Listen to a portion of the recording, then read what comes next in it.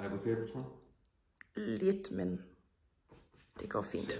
Hej. Jeg hedder Jesper Pedersen, og jeg er instruktør på den forestilling, der hedder Blind Date, som spiller på Avenue i 2025. Forestillingen er først og fremmest vigtig at se, fordi at det er teater, der udfolder sig live for en publikum. Det er ret nærværende og autentisk.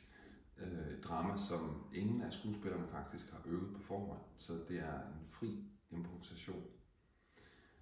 Forestillingen er også vigtig, tror jeg, fordi at den handler om menneskelige relationer i en tid, hvor det kan være svært nogle gange at forbinde sig med nogen uden for skærmen, uden for sin telefon.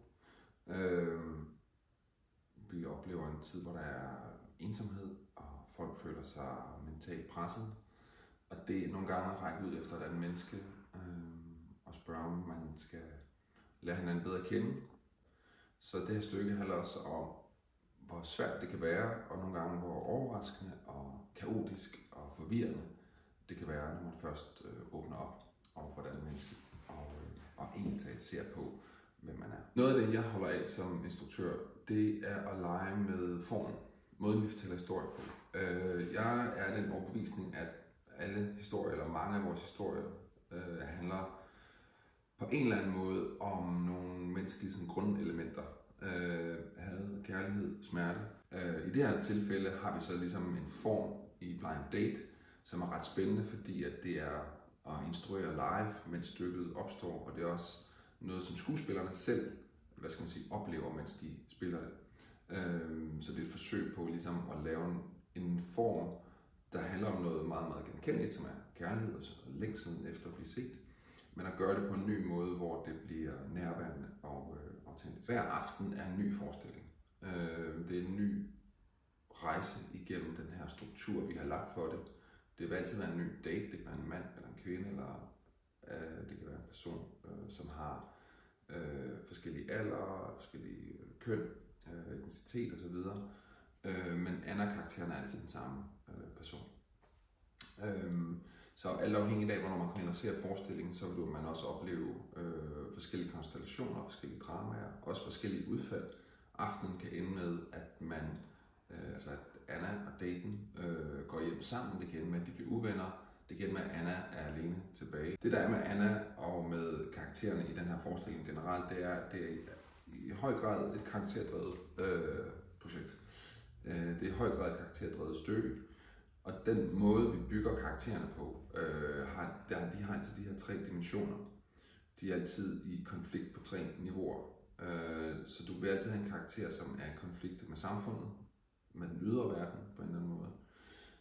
Det kan være, de har det svært med dating apps og algoritmer og sociale medier. Så vil der som regel være en konflikt på et mellemmenneskeligt plan, på et intimt plan, imellem karakteren og nogle forældre, mellem karakteren og en ekskæreste, eller mellem karakteren og daten.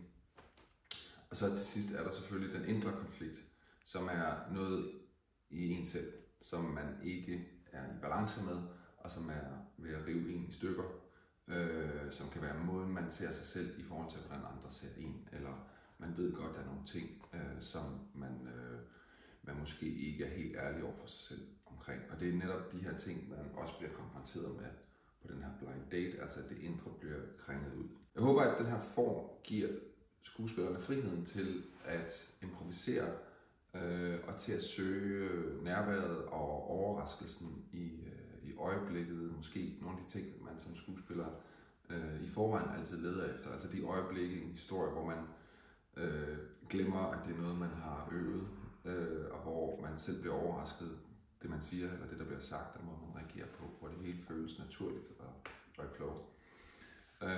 Det her det er så bare på en anderledes måde, hvor der er de her spilleregler, og hvor der også er en skabelon, nogle kapitler, som vi har inddelt historien efter. Lidt på samme måde som når man ser en fodboldkamp, hvor begge hold jo kender reglerne.